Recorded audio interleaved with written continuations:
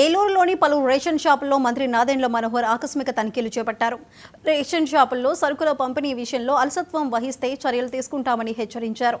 Ration షాపుల మీద తప్పనిసరిగా అధికారుల పర్యవేక్షణ ఉండాలని అధికారులకు సూచించారు.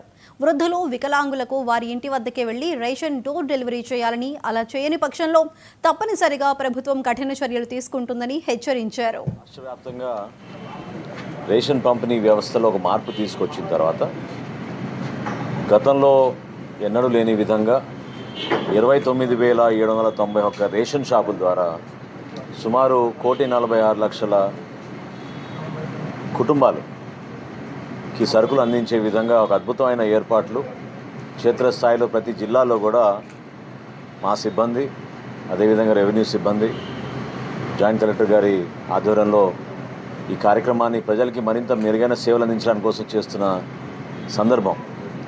ఈ రోజు వరకు ఈ 1,46,00,000 కుటుంబాలకి గాను 1,14,00,000 కుటుంబాలకి ఆల్రెడీ మేము రేషన్ అందించగలిగాం. అంటే ఇవాళ 9వ తారీఖు.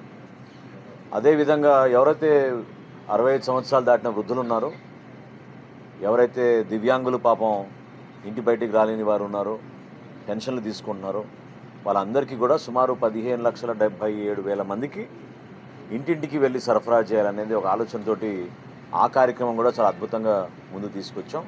ఇప్పటి వరకు 12,46,000 మందికి ఇంటింటికి మేము సరఫరా చేయగలిగాం.